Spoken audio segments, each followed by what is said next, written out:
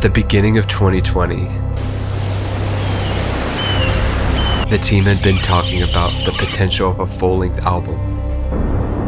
Just as the year started to find its stride,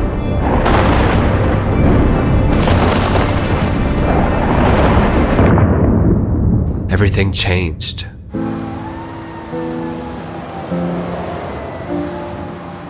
I remember at the beginning of the pandemic, there was so much confusion, so many doubts, and so many uncertainties. And I remember thinking, in particular, hearing God speak Psalm 27, "The Lord is my light and my salvation. Whom shall I fear? The Lord is the stronghold of my life. Of whom shall I be afraid?"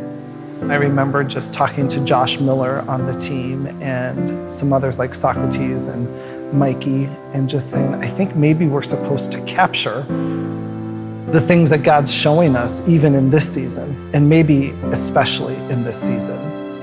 That there's something that we're supposed to write down as a marker of the season, of the things that God is pulling us through, is taking us through, is carrying us through this really difficult and challenging season. So this project was different than other projects we've had in the past because normally we're together in the same room. We're writing in the same room. We're away on a writing retreat together. We're physically together, and we weren't able to do that this time around. But it was really cool because our hearts felt more united than ever. Writing over Zoom, writing together virtually, it just, the lyrics and the melodies and the music that was coming out of our writing times was pretty supernatural. It felt so good, and our hearts were just so united and aligned with each other. We can't lock ourselves in what is happening or take it as a blank page and start over. So we decided to take all this as an opportunity to start writing songs. And then new lyrics and melodies began to appear, and we thought, wow, God is so good. 'Cause where I am is where you are, and where you are there's perfect peace. So I will sing my hallelujah. That's what really I feel happened through this process of COVID and writing together, is that we were just hungry for more of God's presence and wanted to lean on each other through whatever we were going through, and really just ask God, give us songs that really can just bless and lead our church in whatever it is they're going through in this season, or the next, to your throne. And God will use anyone who is willing to say, here I am, Lord, here's my heart, I'm surrendered to you. The same power that opened that grave is moving right here in this place. You're alive and well. You're alive and well. The same God who had parted the sea is living and breathing in me. You're alive and well. You're alive and well. You know, light creates an interesting phenomenon. It makes us see the world the way it is. Without it, we're in darkness, and we could move, but we would probably stumble. Or we can think things are different than they are because we can't see them clearly. But Jesus said He is the light that has come into the world so that whoever believes in Him won't have to stay in the darkness.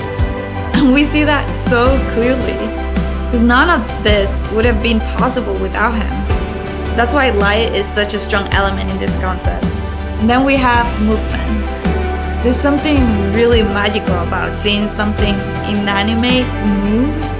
It speaks not only about the thing, but also about what we don't see that's making it move, like the wind.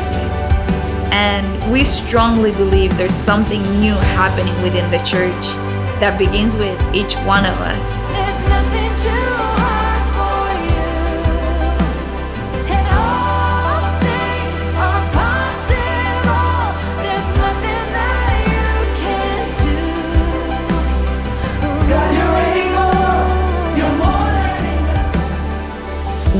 what did you do? What did you do with this during a year where you were under so much pressure? What did you do in one of the most challenging years? And it's like this statement of, we created. We created.